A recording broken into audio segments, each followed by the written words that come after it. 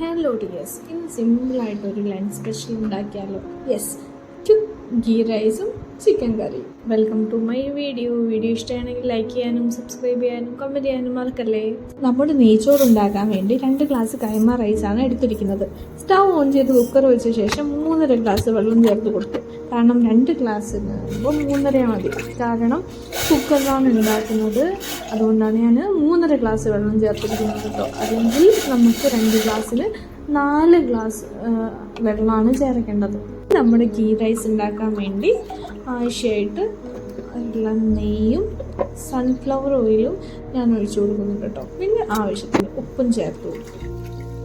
ഈ ഒരു ഗ്യാപ്പിൽ അരി ഒന്ന് കഴുകിയെടുക്കട്ടോ. വെള്ളം തിളച്ച് വരുമ്പോൾ സ്പൈസസ് ചേർത്ത് കൊടുക്കണം. സ്പൈസസ് ആയ പട്ട, ഗ്രാമ്പൂ, ഏലക്കായ്, ജീരകം, ബേ ലീഫ് എന്നിവയാണ് ഞാൻ ചേർത്ത് കൊടുക്കുന്നത്. ഇതൊന്ന് തിളച്ച് കഴിഞ്ഞാൽ അടുത്തതായിട്ട് കഴുകി വെച്ച അരിയും കൂടെ ചേർത്ത് കൊടുക്കുന്നുണ്ട്. പിന്നെ ഒരു ചെറുനാരങ്ങയുടെ ഹാഫ് ഭാഗം ഇതിലേക്ക് ചേർത്ത് കൊടുത്തു. ഇത് നമ്മുടെ ചോറ് തമ്മിൽ ഒട്ടിപ്പിടിക്കാതിരിക്കാൻ ഹെൽപ്പ് ചെയ്യും കേട്ടോ. എന്നിട്ട് കുക്കർ അടച്ചു വെച്ച് ഒരു വിസിൽ വരുന്നത് വരെ മീഡിയം ഫ്ലെയിമിൽ കുക്ക് ചെയ്തെടുക്കണം. നമുക്ക് വേണ്ട മസാലയ്ക്ക് വേണ്ടിയുള്ള ഉള്ളി കട്ട് ചെയ്തെടുക്കാം. അതിനായിട്ട് നമ്മൾ എത്ര ചിക്കനാണോ കുക്ക് ചെയ്യാൻ പോകുന്നത് അതിനാവശ്യമായിട്ടുള്ള ഉള്ളിയാണ്. ഞാൻ 1 കിലോ ചിക്കനാണ്, അതിനാവശ്യമായിട്ടുള്ള ഉള്ളിയാണ് ഞാൻ എടുത്തിരിക്കുന്നത്. ഉള്ളിയുടെ അളവ് നമ്മുടെ ഉള്ളിയുടെ സൈസിനനുസരിച്ച് വേറെ ചെയ്യും. അപ്പോൾ നിങ്ങൾക്ക് എത്ര മസാല വേണം അതിനനുസരിച്ചിട്ട് എടുത്താൽ മതി. അപ്പോൾ ഞാനിത് കഴുകി വൃത്തിയാക്കി കട്ട് ചെയ്തെടുക്കുന്നുണ്ട്. സവാള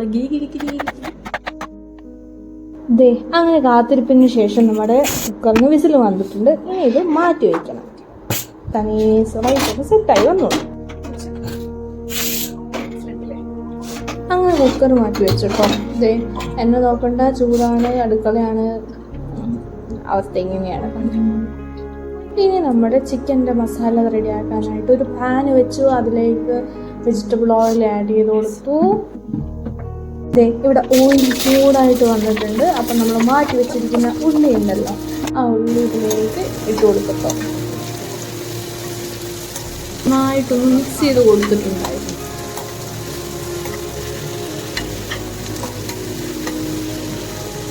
ഉള്ളി സെറ്റായി വരുന്ന നേരം കൊണ്ട് തക്കാളി കട്ട് ചെയ്തെടുക്കാമെന്ന് വെച്ചു. അങ്ങനെ തക്കാളി കഴുകി എടുത്തിട്ടുണ്ട്. അപ്പോഴത്തേക്ക് ഷിജിയേട്ടൻ ചിക്കനും കൊണ്ട് വരുന്ന കാണുന്നില്ലേ, അങ്ങനെ ചിക്കൻ ഷിജിയേട്ടൻ വാങ്ങി അടുക്കളയിൽ കൊണ്ടുവച്ചു. കഴുകി വെച്ചിരിക്കുന്ന തക്കാളിയൊക്കെ കുനുകുനാന്ന് മുറിച്ചിട്ടോ. കാരണം അധികം ഗ്ലാമറിലൊന്നും മുറിച്ചിട്ടില്ല, നേരെ മിക്സിയിലേക്ക് ഇട്ട് അടിച്ചെടുക്കേണ്ടതാണ്. അങ്ങനെ എല്ലാ തക്കാളിയും കൂട്ടിയിട്ട് മിക്സിയിലിട്ട് അടിച്ചെടുക്കാൻ പോവാണ്. അടിച്ചിട്ട് എടുത്തിരിക്കുന്നുണ്ട്. കണ്ടില്ലേ, ഷിജിയേട്ടൻ കറുത്തൻ്റെ ഉള്ളിൽ കൂടെ ഒളിഞ്ഞു നോക്കുന്ന ഒരു തല മാത്രം. ഉള്ളിയൊക്കെ നല്ല സെറ്റായി വന്നിട്ടുണ്ട് കേട്ടോ. ഇനി നമ്മൾ അരച്ച് വെച്ചിരിക്കുന്ന ഈ തക്കാളിയും കൂടെ ഈ ഉള്ളിയിലേക്ക് ചേർത്ത് അങ്ങോട്ടും ഇങ്ങോട്ടും ഒന്ന് ഇളക്കി കൊടുക്കുന്നുണ്ട്. തക്കാളിയൊന്നും ഞാൻ വേസ്റ്റ് ആക്കുന്നില്ല കേട്ടോ. പാത്രമൊക്കെ നല്ല പാത്രവും മോടിയും ഒക്കെ നല്ല പഠിച്ച് നല്ല ഇതിലേക്ക് തന്നെ ഇട്ട് കൊടുക്കുന്നുണ്ട്. അടുക്കാനും എളുപ്പമായി. പിന്നെയും ഞാൻ അതിനെ അങ്ങോട്ടും ഇങ്ങോട്ടുമായിട്ട് ഇങ്ങനെ ഇളക്കി അങ്ങ് കൊടുത്തു കേട്ടോ. ചിക്കനെ കുളിപ്പിച്ചെടുക്കുന്ന ചടങ്ങ് തുടങ്ങിയിട്ടുണ്ട്. അപ്പോൾ എൻ്റെ മസാലകളിലേക്ക് പൊടികളൊക്കെ ചേർക്കേണ്ട സമയമായിരിക്കുന്നു. നമുക്ക് പൊടികൾ ഓരോന്നും ചേർത്ത് കൊടുത്താലോ. ആദ്യം ഒരല്പം മഞ്ഞൾ പൊടി ചേർത്ത് നല്ലോണം ഒന്ന് ഇളക്കി കൊടുത്തു. ശേഷം എരിവിന് ആവശ്യമായിട്ടുള്ള മുളക് പൊടിയാണ് ചേർത്ത് കൊടുക്കുന്നത് കേട്ടോ. കൂടെ മല്ലിപ്പൊടിയും ചിക്കൻ മസാലയും ആവശ്യത്തിനുള്ള ഉപ്പും ചേർത്ത് യോജിപ്പിച്ചങ്ങ് പറ്റും. നെക്സ്റ്റ് സ്റ്റെപ്പായി കൈയെടുത്ത ചിക്കനെ മനോഹരമാക്കിയെടുക്കട്ടെ. അതിനായി മഞ്ഞൾപ്പൊടി, മുളക് പൊടി, മല്ലിപ്പൊടി, ഉപ്പ്, പിന്നെ ഒരല്പം ചെറുനാരങ്ങ നീര് ചേർത്ത് ഷിജിയേട്ടൻ നന്നായി തേച്ച് പിടിച്ചെടുത്തു. ശേഷം റെഡിയാക്കിയ മസാലയിലേക്ക് തട്ടി നന്നായി മിക്സ് ചെയ്ത് അടച്ചു. ഗീ റൈസ് നല്ല സെറ്റായി വന്നിട്ടുണ്ട് കേട്ടോ. എനിക്ക് വൈറ്റ് കളർ ഇഷ്ടമല്ല.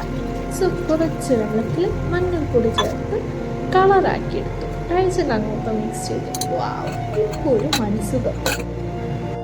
ചിക്കൻ തുറന്ന് നോക്കിയപ്പോൾ ചിക്കനിലെയും ഉള്ളിയിലെയും വെള്ളം ഇറങ്ങി വന്നിട്ടുണ്ട് കേട്ടോ.